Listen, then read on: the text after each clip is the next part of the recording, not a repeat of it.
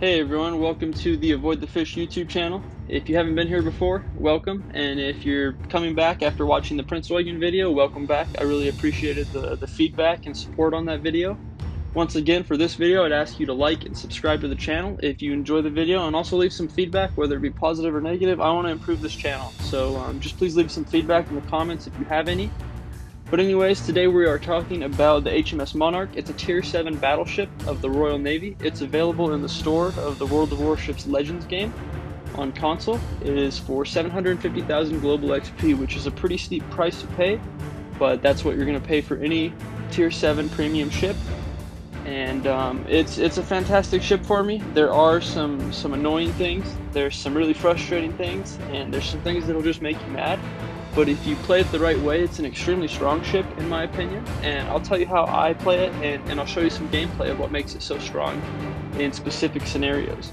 But anyways, I'll leave some time marks in the description so that you can jump around. I'll be going over my build, a little bit of the history of the ship, the commanders that you can use, and also I'll show you some gameplay that shows how I play to the strengths of the ship. But anyways, those will be in the description, and feel free to jump around the video if you don't want to hear it all. First off, I will start with the history though. So the HMS Monarch is a ship that doesn't have a lot of history. It was never built. It was only designed, and it was designed at a time when the United States, Japan, and Great Britain were at the negotiation table just making sure that nobody built super ships like the Yamato, basically. And so they limited the size of the guns, the size of the ship. And so what Great Britain did in their design is they put on 15-inch guns in this ship, and those seem a little bit older. You saw those on the Warspite and the Queen Elizabeth, and those were a couple generations before this ship. So you do have smaller guns on this ship, but they're still good. It is a King George V class battleship. That's why it looks so similar.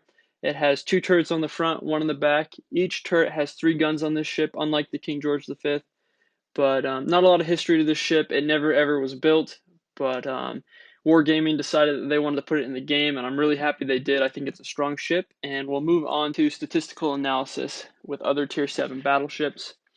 Statistically, the Monarch is not great. It's pretty mediocre. Sometimes it's at the bottom. It's never really at the top as far as the base statistics for these battleships, but it makes up for it in other ways. But let's go over some of its weaknesses here. Hit points, it's the lowest in the tier at 53,900. The highest is the Tirpitz at 69,300. And the Tirpitz is closer to the average than the Monarch, meaning that the Monarch is significantly less on health than the other ships. Torque production, it's kind of the same thing. The Vladivostok's at the bottom at 21%. The Monarch's pretty mid-tier actually at 25%, but really you're not taking away too much of that torque damage. If you get hit by 2, you're going to lose a good chunk of your health, maybe even half.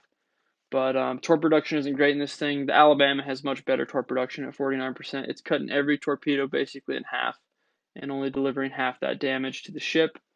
Shell diameter, it is on the smaller side at 381 millimeters, like we've already talked about. But it's not something I'd be too concerned about. You shoot faster than this ship, like the other 380 millimeter ships, so you make up for that damage. You just may not have the same thumping power in one salvo that you do in the larger shells, but you do make it up over the game, I find. The HE shells, they're good in the ship. Like most British battleships, they're just strong. Super strong, but maybe not as strong as you'll find in the Nelson and the Vanguard. I actually shoot AP a lot more than HE, but if I have anything bow tanking me or I see like a French cruiser or something like that, I'm going to be shooting HE. Especially with Jean Bards, you can burn Jean Bards to the ground with the HE. The top ship here is the Vanguard at 42%, the other British battleship to catch fire at least with the HE shell, and the bottom's the Amagi. Oddly enough, the Monarch has one of the most powerful HE shells. It's more powerful than the Vanguards. It's only behind the Amagi in the power from the HE shell, so you do a considerable amount of damage with that.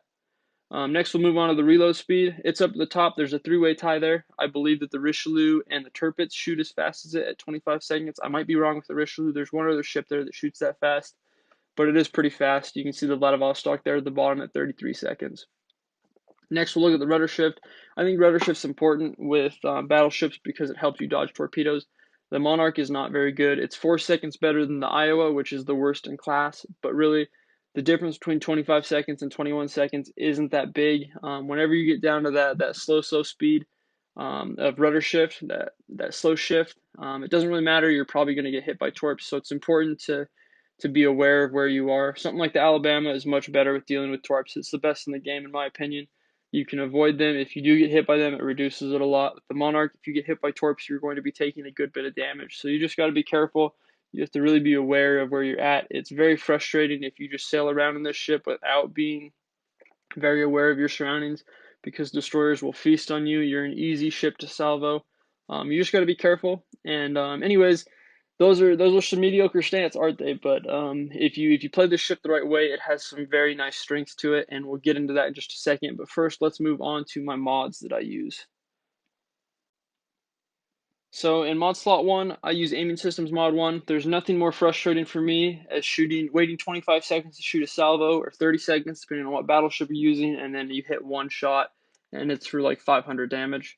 I like to be accurate. I like to be able to shoot fast. That's what this ship can do. So I use aiming systems mod 1. For my second one, I use propulsion. For the second mod slot, I use propulsion. I think it's important to be able to get up and move whenever you have to, especially if you have torpedoes coming in at you. And I find that I can dodge torpedoes and shots better with propulsion mod 2 instead of steering gear. Damage control system is really good. If you're not worried about torps, you think you have it under control, I'd suggest maybe even using this. But for me, I do get hit by torps every once in a while on this ship because I do play it a little bit more aggressive, even though I'm not really rushing. So I use propulsion mod to help me avoid some of those and get out of tough situations as well. For mod 3, there's only one option. You got to use target acquisition systems mod 1, and then for mod 4, I use the main battery mod. It helps me shoot faster. It slows down my turret traverse speed, which is a little bit frustrating. This traverse speed by default is not very good, but usually if you know where ships are, if you keep a good tab on your minimap, you don't have to really worry about that. You can adjust in time if a ship's rushing you. You just have to make sure that you're looking at your minimap and you're aware of what's going on around you, but that's just good practice for any ship, no matter what you're playing. You could use a secondary build with this. If you have destroyers rushing you, if you like to play up close to islands and a destroyer could come in close without being spotted, the secondary battery will help scare them off, but you're not really playing this like a Bismarck or a Tirpitz or something like that. I would suggest just we're focusing on an accuracy build that puts out as much damage from the main guns as possible. And that's my build. One more thing real quick before moving on to commanders. I want to talk about the repair party of the ship. This is probably the best repair party in the game, at least for me. I've really enjoyed using this. I think it's one of the biggest strengths, if not the biggest strength for this ship. It sounds weird to say that a repair party is the biggest strength, but I would do whatever you can do, whatever commander you use. Make sure that you get 3 of them. It heals 1,142 HP per second for 17 seconds. If you use Jellicoe, you can extend that for a longer time. It repairs like half of your ship's damage. It can repair critical damage. It repairs everything basically. So if you have the chance, use 3 repair parties, or at least have them as an option for the game. If you don't take that much damage, fantastic. But if you do, it makes you feel like you're a Tirpitz with a large health pool because you can just heal it up. And there's nothing more frustrating for an enemy captain than to see all the damage that they worked on for the past like 3 minutes to be healed up. Very, very strong for this ship. Make sure that you can do whatever you can to get a third one because it is very strong.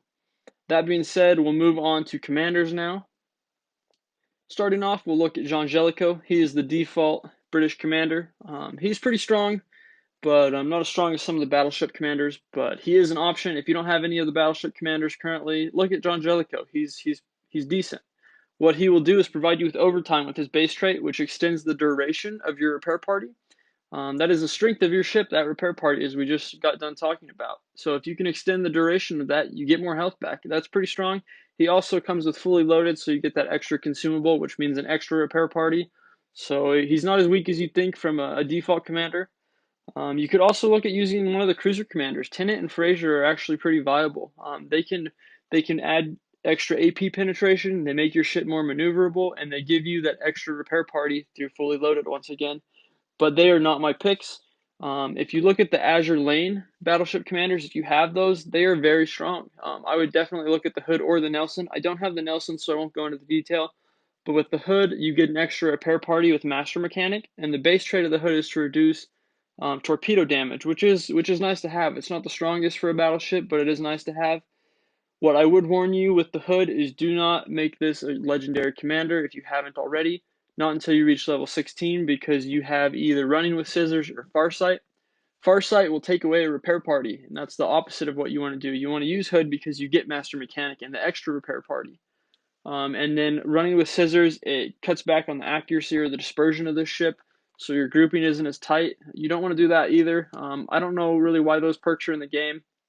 With running with Scissors, the bonus that you get is that you can turn faster. You get a faster rudder shift.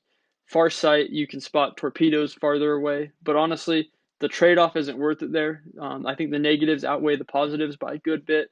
So until you reach level 16, where you get 2 repair party charges for Master Mechanic, don't level up this commander to Legendary. And then with the Nelson, I'm not as versed on that, so I won't go into details, but I'll talk about Madden real quick. He's the brawler build, the staying alive build for these British battleships. I haven't used him as much. I like accuracy. He doesn't do much for accuracy. What he does do is provide you with an extra repair party, better damage control, and he lets you shoot faster with brawler, which is pretty nice. But if you don't have the accuracy, I don't really like rushing with this ship as far as just all-out rushing like a Bismarck or a Scharnhorst.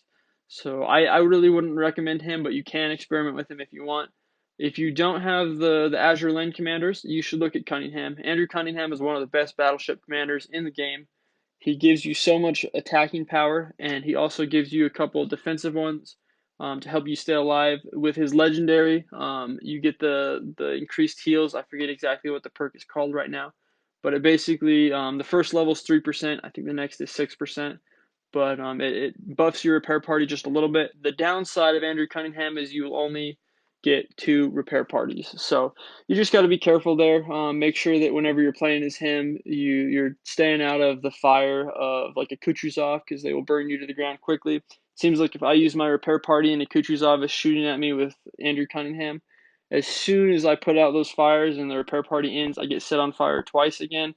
Very, very frustrating. You can out heal all that, but you only get 2 repair parties, and by the end of the game, I'm usually very low on health, if not dead, because of the Kuchuzovs. So you just got to be careful there. If you use Andrew Cunningham, you can absolutely destroy ships, but you can also get destroyed like many of the other attacking battleship commanders in the game. But those are the commanders. Once again, I like the Hood. I like using that with Andrew Cunningham inspiration for a precision build, but you have a lot of options here for this ship, and whatever works for you, that's what's going to be the best for you. But I will show you some gameplay now and go into how I play this ship and how I play to its strengths. So while we're loading into this game, I will show you what my build is for this specific game. I'm using the Hood, the Azure Lane Hood Commander. It's basically the same as the Andrew Cunningham build that I used, but instead of having the repair party buff, I have, or the damage control buff, I use the repair party buff, that Master Mechanic. I also have a little bit less accuracy, even though I'm using Andrew Cunningham as an inspiration. I have the Running with Scissors Legendary perk equipped, which I wish I could just have no legendary perk equipped for the Hood Commander, but I did unfortunately level her up, and that cuts back on my dispersion. But my stats for the artillery, I can show you real quick. Firing range, 18.1 kilometers. Reload speed, 22 seconds. That's cut down. My turret traverse is nerfed, though. I use that reload booster, and basically, or the reload mod, and the turn is 34.7 seconds now, which is pretty poor. But how I play this, I'll be using islands to help mitigate the damage that I take from one side, while just basically bow tanking, so I don't really have to worry about my turret traverse. I take this shot at the Prince Eugen here, predicting that he'll be turning out to the left, farther away from me, and he does, but not as much as I wanted him to, so I get a lot of high shots there. But usually at the beginning of a game, just a little tip, if you have a cruiser going towards an island, they're probably going to turn away from the inside of the map. So in that case, it was away from me because I'm on the other side of the map. So if you aim a little bit high there, sometimes you can get some easy citadels, but not always. It's just a little aiming technique that I've picked up, helped me finish some cruisers really early in games with battleships. But I'll just continue taking shots across the map when I can, but the ultimate goal is to push up with my buddy using the Scharnhorst on my left, and take this C flag. As you saw at the beginning of this game, if you were paying attention, there are no destroyers in this game, which helps out. I would still be pushing up if there were destroyers, but not as aggressively. I'd be hoping that a cruiser would come up with me. You'll see that my team throughout this game, though, mostly just plays back, which is okay. I can bow tank all this damage, and with no destroyers, I'm pretty safe. I noticed that there's an Algeria in the middle of the map trying to take B, so I'm going to push past this island, actually. Usually I just sit right here. I'd let whatever I'm going to fight come around from that D point, the tip of that island, so that I'm bow tanking and it has its broadside exposed or it's really close to me. But I want to push up here, see if I can stop this B cap. This Algerie is very exposed. There's not very much island cover. If he's on my side of the island, I can shoot him. If he's not, then he's getting shot at by my teammates. So I push around, I wait, I hold my shot here. I want to make sure that my back turret doesn't get blocked by the mountains. And luckily he runs aground, so the shot's real easy. He's in trouble. He's a cruiser, broadside to battleship. He gets citadel. I could have deleted him there very easily, but I only get the one citadel. There's only one shot hit. This gameplay I don't think is very accurate of how accurate these guns are. These guns are much more accurate than you'd believe. And if you notice right there, I messed up big time. I fat fingered my controller. I used my damage control party and my repair party at the same time, even though I could only repair like 2,000 damage. Very frustrating, especially when the repair party is one of the strengths of the ship. So I have 2 repair parties left at the very beginning of the game, and I disposed of that Algerie very quickly as well, if you didn't notice while I was talking about the repair party. But a lot happens here at the beginning of this game. I messed up also. I was cruising too fast, and I almost exited the capture point, so to stay in, I had to open up my broadside. I don't get punished here for it. I do take a little bit of damage, but not as much as it could have been. And if you'll notice here, I'm shooting at this Colorado, and it isn't selected by like the aim assist, the targeting system. So you can see that there's no white circle around his name. So I have very inaccurate shots here, and I didn't notice it in the game. I only noticed it whenever I was coming back to this footage. But whenever you don't have that target lock, your shots are a little bit, I don't want to say glitchy, it's just how it's designed. Whenever you have the target lock, it locks onto the actual range of the ship and not the range that you're looking at. So I think I'm shooting over here at this point. I only get one shot there, and it's a ricochet. So a couple of wasted shots here. You don't have to worry about the inaccuracy if you keep seeing me hit just one shot here. This ship is very accurate, especially with an Andrew Cunningham inspiration or build. You can absolutely just light stuff up from range. But my goal whenever I play this ship is to get within 10 kilometers of a ship and then bow tank, or of a fleet and bow tank. And what I want to do specifically is and my buddy Jonathan got excited there. He just barely got the Scharnhorst. He was excited to go torpedo in Iowa. And he sailed around the corner of the mountain there, and there were like 6 ships, and they just absolutely blew him up. But my strategy for this ship is to bow tank, exercise the area control. In this game, domination, I want to control the sea flag. So I'll use this island that I pushed up to on my right to control shots from the right. I can't be hit from the right. And then all the damage I can take is from guys that are pushing out in front of me. If they want to get around and shoot my broadside, they have to sail all the way across me with their broadside open. Or they can basically take me bow on. And the bow armor on this thing is fantastic. I ricochet so many shots fired at me. The only thing that really scares me is fire, and fire doesn't scare me that much. And you can see the AP is fantastic, penetrating right through the front of that Colorado. But HE shells do not frighten me with this. Setting fire to me does not frighten me because I can heal all that damage. I go ahead and I turn off the one fire. Usually I won't do that, but I'm going to be backing up here. I don't think this Otago will light me on fire again. The Colorado is probably shooting AP, so I'm just taking the gamble there and turning off the fire quickly. I shoot a little bit of fire at that Colorado, and I should have stuck with it because I lit 2 fires immediately. This thing is a fire starter. But I like to see that instant damage of an AP shell, so I'll use AP shells whenever I'm inside 10 kilometers.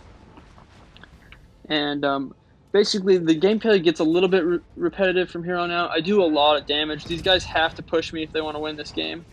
But it's very difficult to push a Monarch that's bunkered in like I am. And this Colorado makes the best effort out of everyone on his team, but everyone else is afraid to do it. You see that to get to my broadside, he has to sail all the way out. My whole team can shoot at him where he is there. And it's just not a prospect that's good for any ship. Anyways, I'm backing up here. I see that there's a Prince Eugen pushed up on the other side of the map. If you noticed a little bit ago, I used left bumper to look around with locking my turrets. That way I could keep my rear turret where it is right now so I could fire on that Prince Eugen. If I didn't, and I kept following that Colorado, it would have traversed all the way around to the other side of the ship, and I would have had to wait 34 seconds for it to basically get back. I didn't want to do that, so little tip, whenever you're using something with a very slow traverse speed, use left bumper to lock your turrets where you want to aim them, even if you're going to be following a different ship for the time being. But I launched at that Prince Eugen, he disappears, didn't get the kill there, a little bit frustrated because he's a broadside cruiser, not moving. But he appears again, I get a second chance, and I launch and wait for it.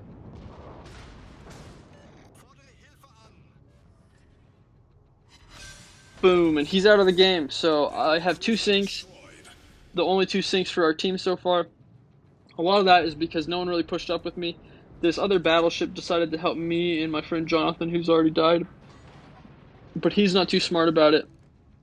He's pushed up, opening up his broadside, trying to get to cover because he's exposed himself too much. And you can see he's going to end up tucking in behind me. But the rest of my cruiser team is just, they haven't left spawn. Very frustrating. You'd like them to come up and help you spot, but that's not what they've decided to do this game. In the meantime, I got a little bit distracted. I've opened my broadside up a little bit to the guys to the right of me in order to shoot the Colorado. They don't really punish me for it, even though they could have very easily done so.